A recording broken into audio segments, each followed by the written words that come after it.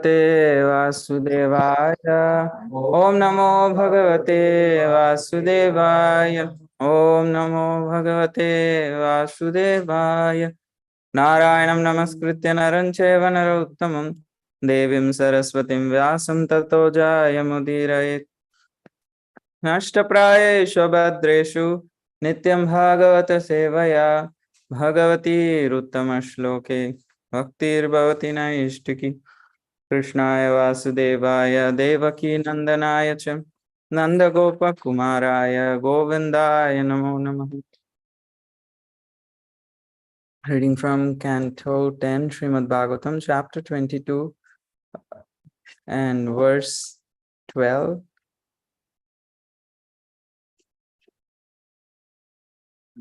Tasya tat kshe društva gopya prema paripluta vridita preksha chanyonyam jataha sa na niryayuhu. Seeing how Krishna was joking with them, the gopis became fully immersed in love for him, and as they glanced at each other, they began to laugh and joke among themselves, even in their embarrassment. But still they did not come out of the water. Purport Srila Vishwanath Chakravarti Thakur explains this verse as follows. The gopis were from most respectable families, and they might have argued with Krishna, why don't you simply leave our clothes on the banks of the river and go away? Krishna might have replied, but there are so many of you that some of the girls might take clothes belonging to another. The gopis would reply, we are honest and never steal anything. We never touch another's property. Then Krishna would say, if that's true, then simply come and get your clothes. What's the difficulty? When the gopis saw Krishna's determination, they were filled with loving ecstasy. Although embarrassed, they were overjoyed to receive such attention from Krishna. He was joking with them as if they were his wives or girlfriends, and the gopis' only desire was to achieve such a relationship with him. At the same time, they were embarrassed to be seen naked by him, but still they could not help laughing at his joking words and even began to joke among themselves. One gopi urging another, go ahead, you go first, and let us see if Krishna plays any tricks on you, then we will go later. Om Jnanatimirandasya Jnananjana Shalakaya Chakshurunmilitam Yena Tasmai Shri Gurave Namah.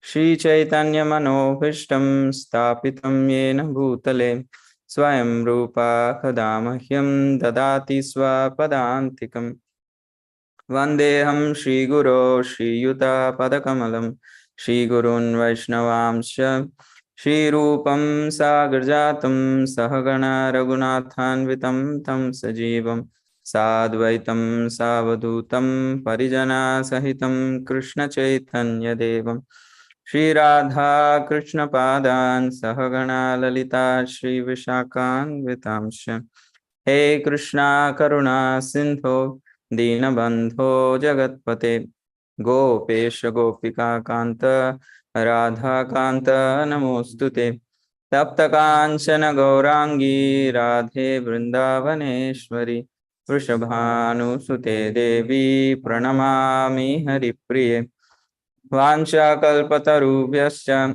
Kripa Sindhubhya eva cha Patitanam Pavanebhyo Vaishnavebhyo Namo Namaha.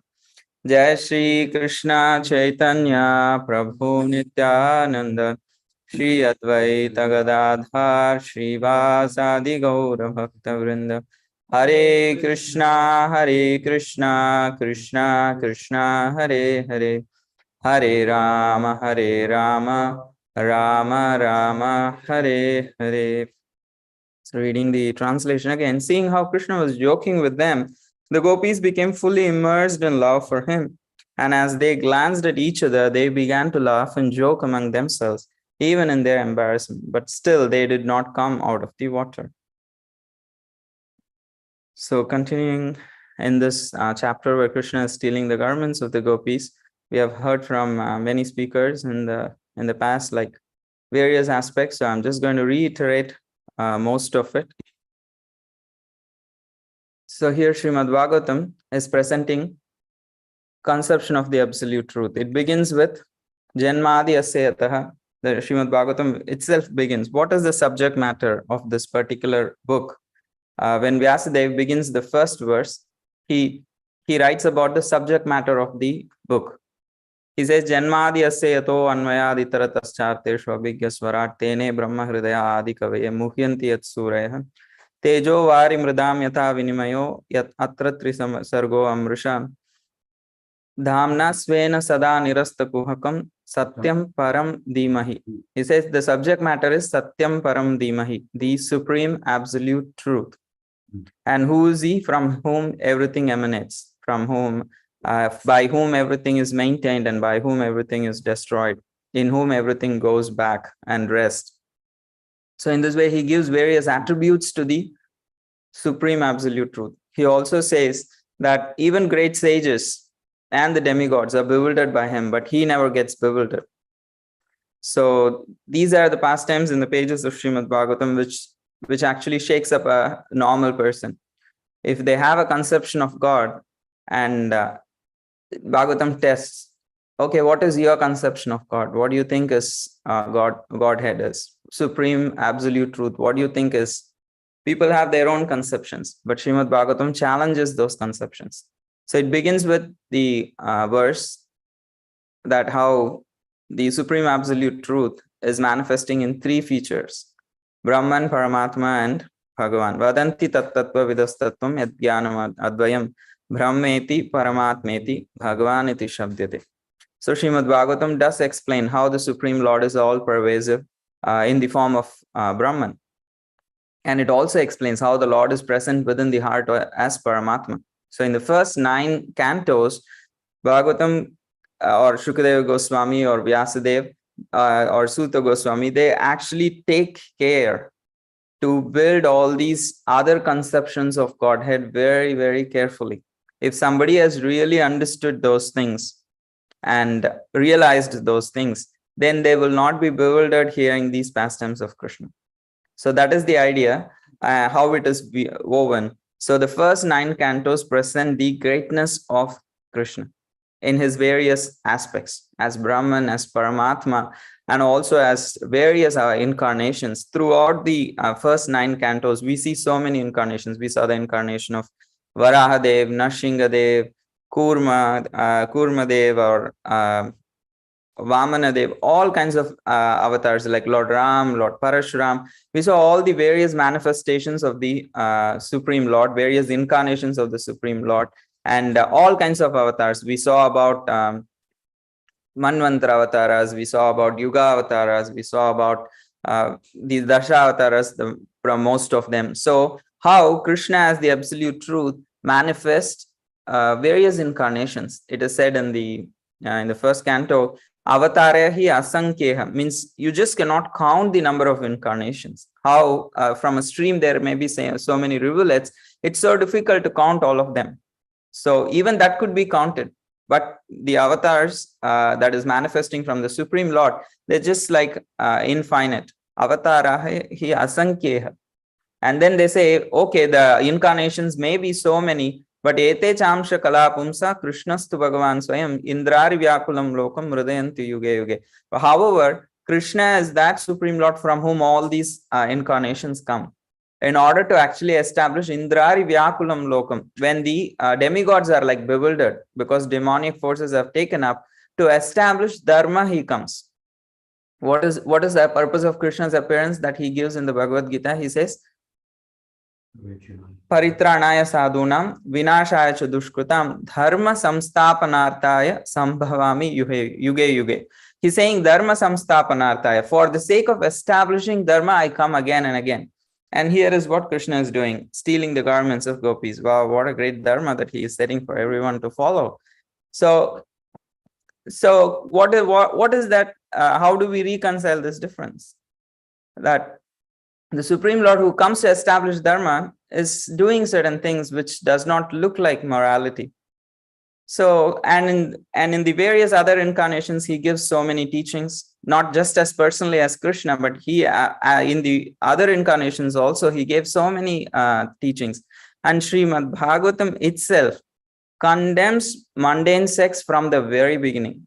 The very discussion of Shukadeva Goswami and Parikshit Maharaj begins with condemning material sex life. Nidraya hriyate naktam vyavavayana cha vayaha So he says, what is the use of living like cats and dogs, like having sex in the night and actually working for physical maintenance or gratification in the day? Your whole life is wasted. He says there are thousands and thousands of subject matter such people here, but the best subject matter to hear about is Krishna stealing the garments of the gopis. So how is that? Like, you're condemning the sex life of other people, and then you're hearing about the uh, like activities of the Supreme Lord, which kind of mirrors or which kind of seems like mundane qualities. So that is where Bhagavatam challenges us. What do you think is God? Is he limited to the morality and the immorality of the material world? So why is there even morality in this world? What is the reason for having morality in this world? What is morality, first of all? So the religious codes of morality is to keep a person away from the six enemies. Who are the six enemies? The lust, anger, greed, envy, pride, illusion. So the morality is to individually and collectively keep the individually and the society collectively to keep them away from these six qualities. At least a human society can peacefully live. Once they are peaceful, they can think about higher subject matters like liberation. Otherwise, the material society is going to be a mess like it is now. So then people will be so much caught up in these six qualities that they will never be able to think. Of course, this will naturally give them frustration, and some of them at least will turn to God. However, the religious morality is make sure the people are staying away from these six vices, and they can actually take to spiritual life. That is the purpose of morality. And immoral things actually makes the person sinful, and his ability to go close to God is taken away by those indulgences. So that is the purpose of having morality in the scriptures, that we won't be kept away from spiritual subject matter. However, most people in this world are not like moral for the sake of spiritual advancement. They bring it down. Many philosophers and scholars, academic scholars, they will think, oh, religiosity is there so that there can be morality in the society, so that the society will be functional. They go the other way. The morality is existing so that we can go close to God, but they think that all the spiritual subject matters or religion is there so that there can be moral things in the society. Only when the society behaves morally, then they'll be able to actually live like in a peaceful society. They think religion is the opium of the masses, they say. So it's just so that there can be these good qualities and morality in the society. So Bhagavatam challenges all these kinds of conceptions. Whether you don't accept God or whether you accept God for the sake of some byproducts like morality, it challenges those conceptions by showing that how God is neither bound by your morality, nor is he bound by his immorality. We cannot pose that God has to behave in such a way. Krishna does come in the form of Lord Ram and set perfect example for people to actually follow. However, he is not obliged to always act in a way that the conditioned souls will be pleased with him. He has the independence to act in ways which can actually challenge. And that is when actually most people will look up and see why. Because in the world, when the British Christian missionaries landed on the land in India, they actually came through Bengal, because Bengal was the first territory to be captured by the British, and they had set up things, and that's when the missionaries came to do their work of preaching. So when they came and when they tried to understand what is the Hindu society is all about and what are the scriptures and what is their conception of God, they were so aghast that they worship someone who's like stealing the clothes of women, who's like engaging with dancing with other women and the other men's wife in the middle of the night. They just could not understand how can a society actually worship someone such with scandalous behavior as God. So they considered the religion as the Indian religion as like barbaric and uninformed, and they thought, okay, we need to actually reform, and they went on a big mission blaspheming Krishna, showing all the immoral activities of him, how he is a stealer, how he is a debauchee, and like that. So they actually established a whole propaganda against Krishna because they just could not understand. It just challenged their conception of Godhead. Their conception of God was uh, someone who judges and someone who says what is right and wrong, so that and he cannot do what he says as calls out as wrong. If he says these are the codes and this is how people should behave, and if he is setting all these codes, and if he goes against them, that means he is a hypocrite. So God cannot be like that. So their conception of God was highly challenged. It just short-circuited their brains. However, here we are not speaking about Krishna who's 4 years old, who's 6 years old, so it was all very innocent. No, whether he's 4 years old or 40 years old, he is God. He does not care about your morality or immorality. He is not apologetic to behave in a certain way so that you will accept it or you will appreciate him. No, he has the independence to act however he is pleased to. Everything belongs to him. He does not care, give a damn to what other people think. So we are not apologetic, oh, Krishna behaved like this, but it is like that, it is like this. No, he can do what he wants. That is also one conception of God. That's what Bhagavatam is presenting as the highest. He is existing for his own enjoyment. He is not bothered to set any rules or regulations. He gives Bhagavad Gita so that we can listen to it and follow, and we can be out of it.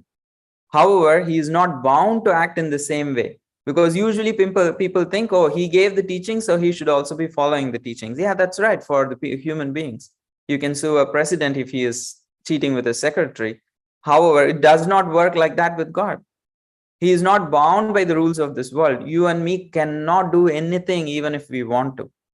It's like spitting, looking at the sun.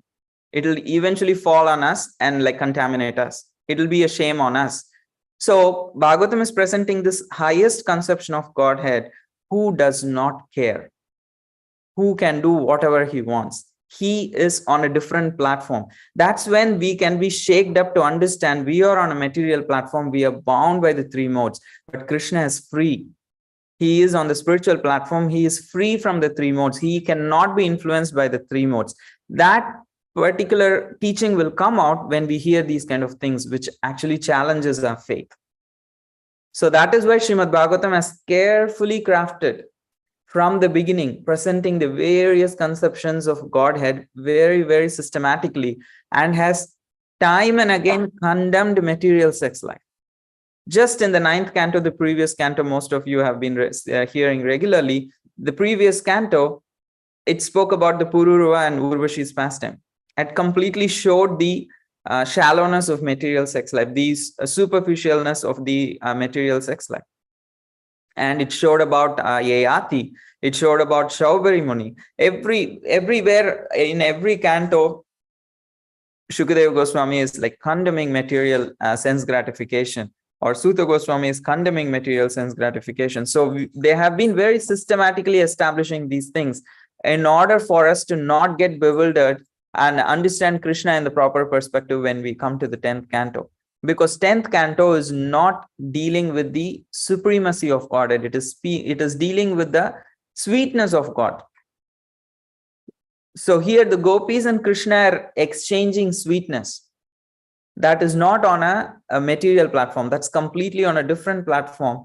And time and again, we have to remind ourselves, because we are bound by the three modes, we will always, like Mother Champaka yesterday nicely present, the point that how if we have a certain conditioning and we project it, if we are influenced by the three modes and the six anarthas, we project it on Krishna's personality, that and the pastimes that he is doing. That's what Srimad Bhagavatam is challenging. And when the Bhagavatam challenges, we have an opportunity to grow, rise above the material platform, and enter and understand what is spiritual platform, and appreciate the freedom, the independence on the spiritual platform, and the love that is so pure it can never be touched by the six anarthas. So Srimad Bhagavatam is giving us an opportunity, a window to look into what is the spiritual world, what is the spiritual platform, And what does Krishna do in his own time, place, and in his own with his own associates? And he's free to do what he wants. And we are not to judge him based on our codes and conduct. So that is one particular aspect we can hear from this pastime. So before I go on to the next point of discussion, I would like to open up if someone wants to share some corrections, some thoughts online.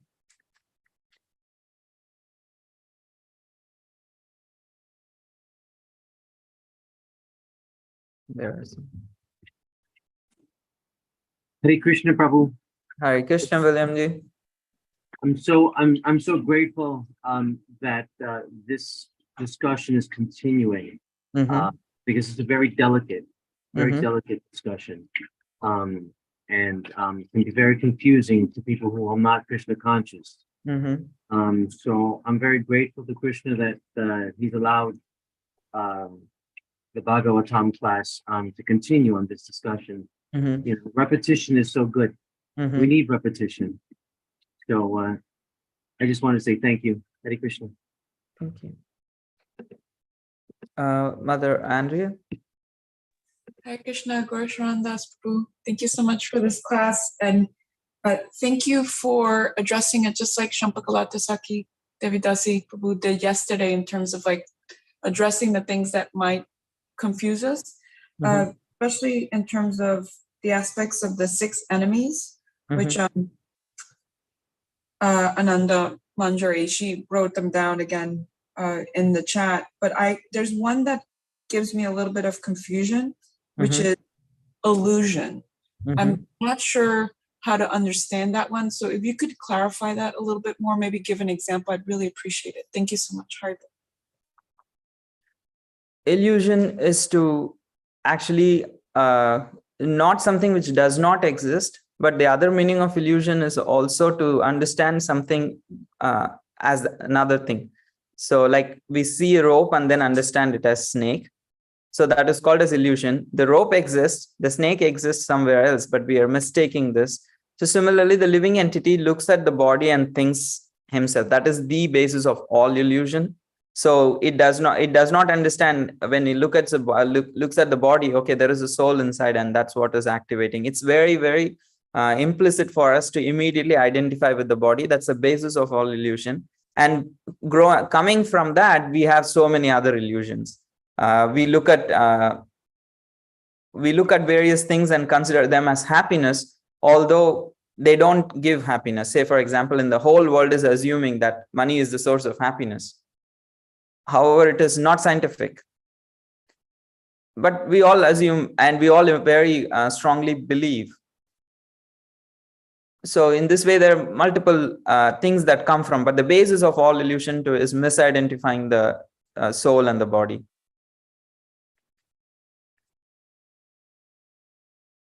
Is that fine? Okay. I also see Amrita Kishori or AM. I'm not sure who's that. It's Ananda Manjari. That's Ananda Manjari. Angelic Manjari. Yes. Hare Krishna. I wanted to first add to this point, which just simply reminds me of Srila Prabhupada's definition of Krishna consciousness, and just as Krishna consciousness is the opposite of illusion. One of the definitions that Srila Prabhupada gives is that to be Krishna conscious means to see things as they are, which fits very nicely here. And I also wanted to ask a question about the supreme independence in a way that I am noticing in myself, my material conditioning coming up and really kind of needing to understand this. And it's the fact that I am so used to equating like complete independence with like not caring, you know, like I'm doing what I want, so I don't care about anybody else. And I don't have this sense of mobilization of like care to really include more than myself in that yeah. So I want to ask about that, because I know that this is definitely not how Krishna operates, but can you speak more about the supreme independence and the supreme care that he holds for all entities? So if I understand the question rightly, you're saying usually we consider independence as we just don't care what others think or what is good for others. We just worry about us, our enjoyment. So how is it that something like that Krishna is showing here, if he does not care for how we will receive it and how it will affect the people who are listening about his pastimes? So is it not that he's supposed to be careful in how he acts so that people can come to him? Is that the kind of thought? Yeah. Yes. Okay. So the idea is Krishna's mercy in actually jolting us and making us wake up from the illusion. So that is his mercy. So these pastimes specifically do that. It actually poses that question, why Krishna is doing that? So we have an opportunity to understand. If Krishna always behaves according to how we would like to see him, then we may just consider he is like one of us. So that happens a lot with Lord Ram. Because he behaved in such a way that the world can actually take lessons from his ideal behavior and emulate it. So a lot of people can assume that Lord Ram is like him. So when Krishna comes, he's like, no, I'm challenging it so that people can wake up. So Krishna will not be touched by anything apparently sinful or anything like that because he is on a different platform. So when he behaves like that, it actually challenges people's faith, both the believers and the non-believers. And it's an opportunity for them to go deep and try to understand the difference between them and Godhead. And that is the only reason. That is the care he is giving. If somebody is sleeping in a dream, they're seeing tiger, the compassion is to actually wake them up from the dream. So that's what Krishna is doing. Here we are in this dream of material life, seeing what is comfortable, what is morality, what is immorality, and so many other things. We are just absorbed in this dream of material life that Krishna is coming and waking up. No, this is not where you actually belong to. There is a different place which has different relationships, and it's completely on a different platform. Wake up to understand that.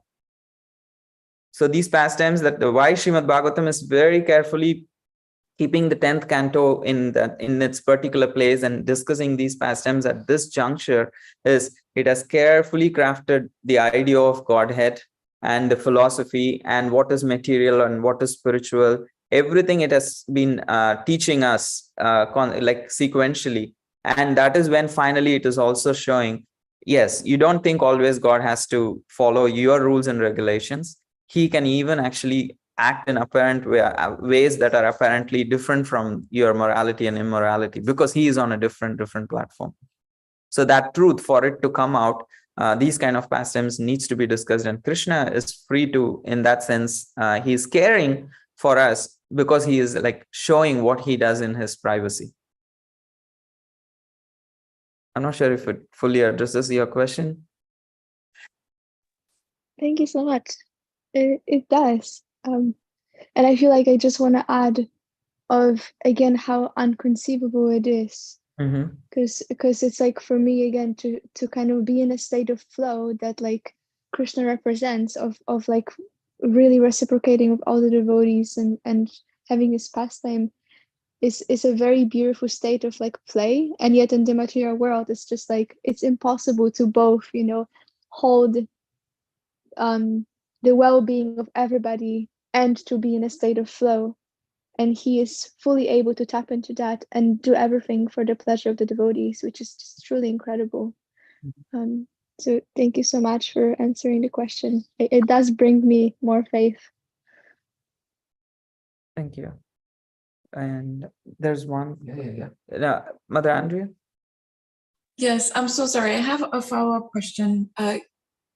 Did you grow up hearing these pastimes, or if there's anybody else on the call who grew up hearing these pastimes? I'm curious as to how they were explained to you as a child. Like, just because one of my services kind of telling stories to children, and I haven't told this story because I don't feel that I am qualified or can figure out how to tell the story to the children in a way that they will understand. So I'm just wondering if you have any insight on that, or anybody else on the call. I would really appreciate it. Thank you so much. Personally,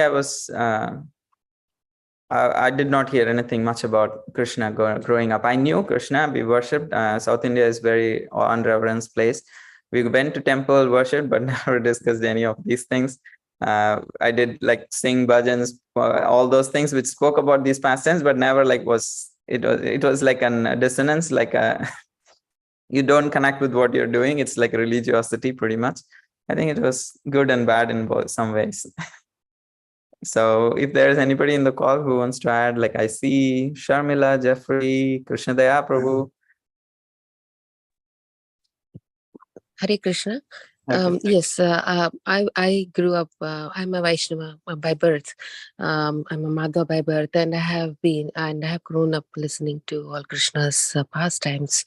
And the way it was explained to me in my childhood is that basically Krishna is our father, is our creator. He's everything. He's not just an entity. So we have to completely surrender to Krishna is what we have to understand from that pastime. He wants to show gopis that we have to completely surrender to him, both spiritually, kaya, vacha, manasa, like all the three. We are just, his creations. He's our father and he's our creator. So we have to completely surrender to him. And that's when, we will realize him as how it was taught to us as children. Hare Krishna. Thank you. Jeffrey Prabhu? I don't have anything to add to that. I have another question. So if Krishnadaya has something. Yeah, Krishnadaya Prabhu. Thank you, Andrea Prabhu, for asking this practical question. Thank you, Sharan Prabhu, for the wonderful discussion. Yes, Prabhu, like we heard this right from our childhood. It was in our books. What inspired me personally is like this comes everywhere. This came everywhere in our childhood. Even in the movies, they were so devotional movies. There were great figures whom we used to hear right from the childhood in a way how we understand. And everybody was saying the same principle what Gaura Sharan Prabhu said. Like, Krishna is independent and then he can behave in a way he wants. And then it's not that he needs to be apologetic. And then everybody is an asset. I mean, everybody belongs to Krishna. So that particular principle, even in the movies, that is the most funny part. The very devotional movies, which were which we used to see, very fan of in the childhood. So they were the same philosophy. There is nothing different, So that was like very inspiring. And the people who told these philosophies, they were very exemplary. They applied these principles in their life and they were very devotional. And they were not personally mishandling these concepts. They were very strict in their own life, but still they were worshipping this particular concept of God. That showed that, yes, this makes sense, So they were personally following the rules and regulations very strictly, and they were very blissful in their spiritual practices. So that made us think that, okay, this makes sense. In fact, in my school's name is Sri Krishna Vidya Mandir, and we were practically worshipping, and we were all kids. And then there was a co-ed school, and then everybody were worshipping Krishna, and then these pastimes. So this is my practical experience, Prabhu. Yeah. Thank you, Krishna. I wanted to appreciate Sharmila's comment, how Krishna is not a stranger. That's a good one. That's a good line. Krishna is not a stranger. And Krishnadaya, can you put some devotional movies in the chat? Jeffrey Eckler is curious. Sure. And we have a question from in that same regard from Isabel. Why did Krishna take away the clothes of the gopis while he gave Draupadi an endless sari? What is this injustice? The second part of the class, I was thinking if there is time, I was about to answer this exact question of Mother Isabel and what Krishnadaya Prabhu just said about what did Bhaktivinoda Thakur and others said about the same principle, like who's worshipping Krishna, that part also. So it comes together perfectly. So the same idea, how Krishna, Bhaktivinoda Thakur gave a lecture in Bengal because this particular social movement was gaining traction, which was condemning Krishna from the side of the Christian missionaries and also the Hindus who were finding it very uncomfortable that they have been worshipping such a god and the Westerners are coming and exposing them. They felt it very insulting. So they wanted to save their face by putting across various things, or by just denouncing Hinduism and coming up with Hinduism without with proper morality and all these kind of things, like kind of a neo-Hinduism. So Bhaktivinoda Thakur actually gave a whole lecture challenging and putting things in perspective. He was saying, okay, how do you guys know that Krishna stole the garments of the gopis? From the Srimad Bhagavatam, right? So then take the scripture in whole. What is the scripture saying? Who is Krishna? And who are the people speaking about Krishna? What do they begin the Bhagavatam with? So that's where he presents the arguments in his lecture called the Bhagavatam, that if the Bhagavatam is condemning sex life in the beginning and continuously, and these people are celibates who are sitting and listening to it and regularly hearing it, and they are able to control their senses, and that is one of their primary thing in life. They are renunciates. And then if they are understanding, if you and me understand that this is something so like scandalous, why would Bhagavatam actually bother to put, if they want to project Krishna as God, why would the speaker bother to say these things which even sound as scandalous to you and me? Like, it is common sense. You will just put these things aside if at all they were there, and if you really want to project Krishna as God, and you understand, oh, these things don't match, so I won't speak about these things. But they have spoken about these pastimes. That means they both are actually looks like same, but they must be from a different category. So the sex life of Krishna is not like the sex life of the materialistic people. So Bhaktivinoda Thakur was establishing how, if you and me can realize that this is something off from the narration, if something is like immoral, do you think the authors of the book were like stupid to put those pastimes there? Why would they actually discredit their work? Because from the beginning they have spoken against materialistic sex life. So he gave like a whole talk explaining in this way, and that actually became a turning point in the contemporary Vaishnava society. And they also saw, who's Bhaktivinoda Thakur speaking about these things? He is usually known as a very upright, righteous, a person of principle. And if he is defending that, there must be some truth to it. That also came into the picture. Like, who is that person who is actually saying these things? What was the personal character of Bhaktivinoda Thakur and caliber of Bhaktivinoda Thakur?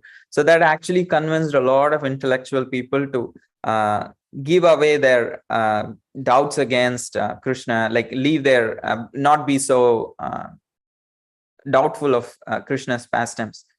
So, and in connection with the gopis, so in connection with Gopi and Draupadi, when comparing, so this is the first verse of Govinda Damodara Ashtakam, that is Krishna tadakrosha dananyanatha Govinda Damodara Madhave Dushashanena Kritavastra Kesha, means by when Dushasana was dragging her with her hair and then trying to disrobe her, Draupadi was turning to Krishna and asking to save her. In that sense, Draupadi was being violated by other people. So for a woman, the role that she is playing as a woman, chastity is very, very important. It is considered as the primary quality of a woman.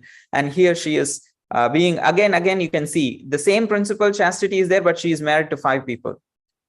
That again challenges our conception. So if you think chaste is being to 1 person and she is married to 5 person, and that's the logic Karna gives. She is already a prostitute. She is married to more than 1 person. What is there anything to do with her chastity? You can violate her. This is the logic of Karna. However, that's a separate class, why that happens and what is that. But the idea is, as a person, Draupadi is playing a certain role in this world. Krishna is trying to protect that.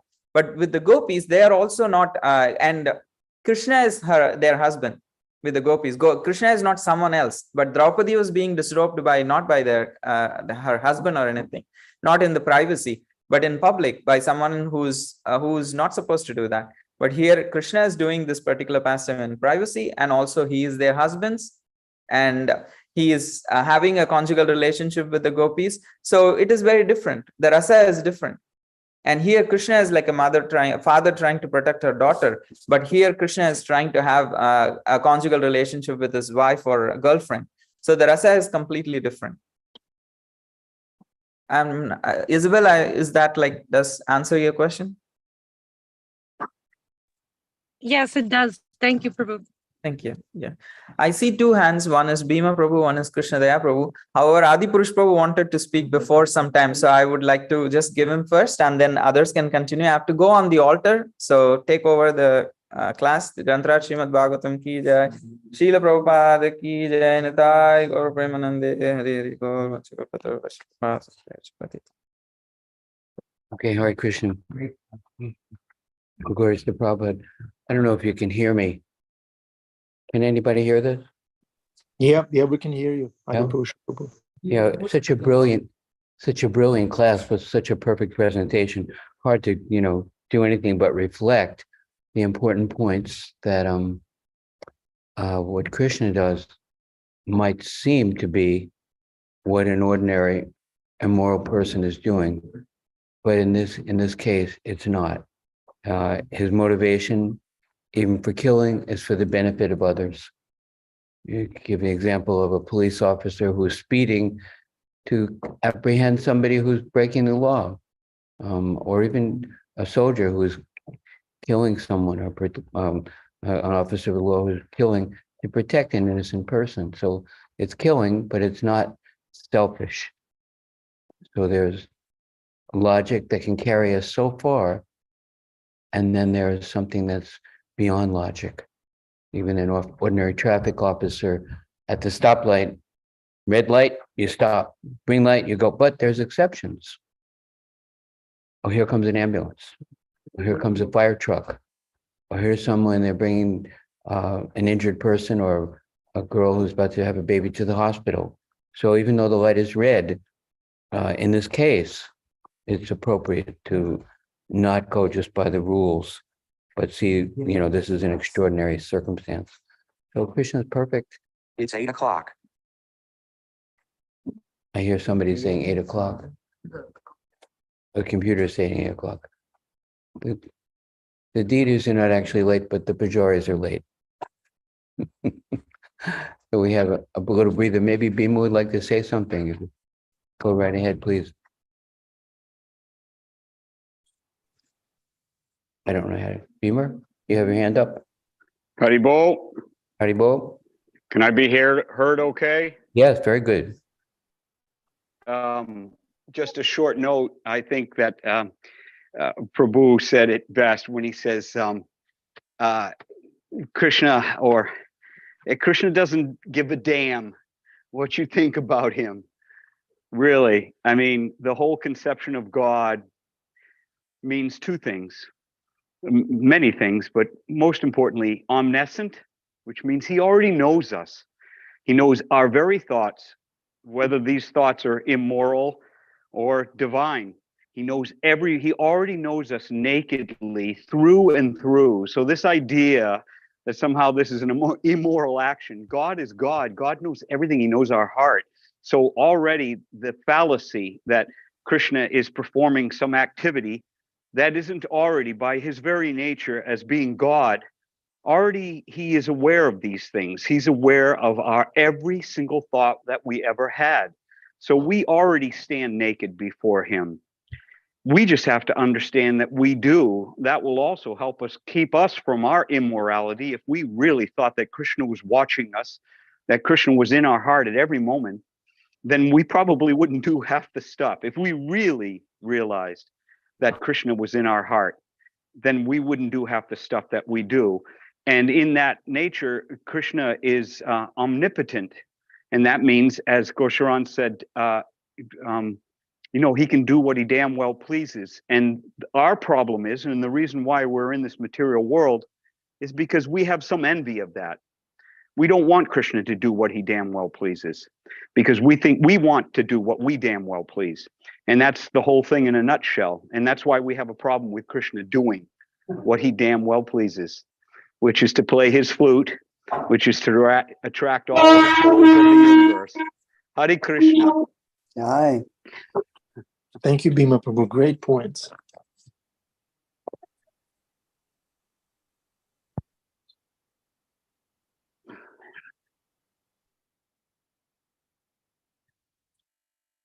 आज भी नहीं है इसमें तो मतलब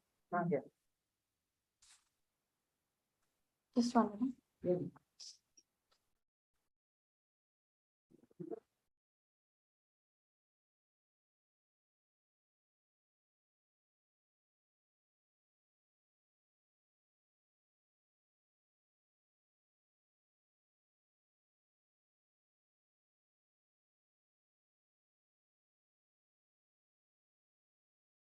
Not able to forward it. I don't know for some reason. अभी हो जाएगा, अभी खत्म हो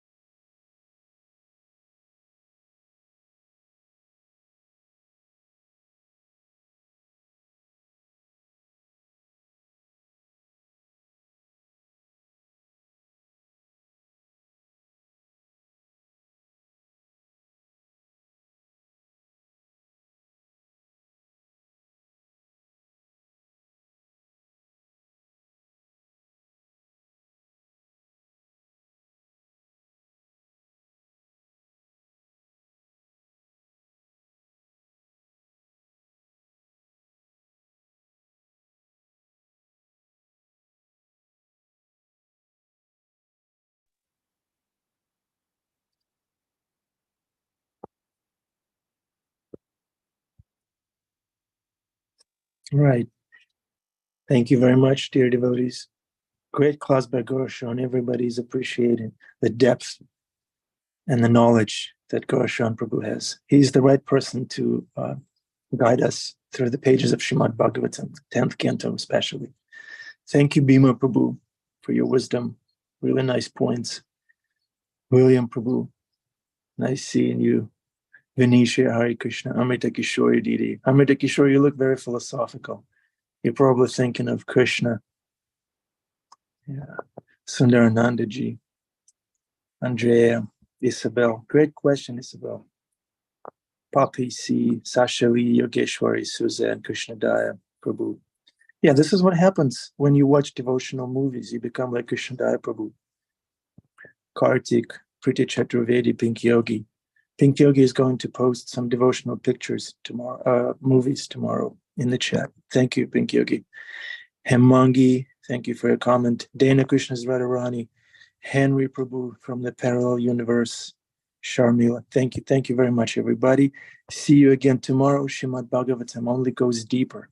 So I look forward to going deeper tomorrow with Gaura Sharan, which is great. Hare Krishna. Have a wonderful day. Bhima Prabhu is kissing his horse for us. Thank you, Bhima.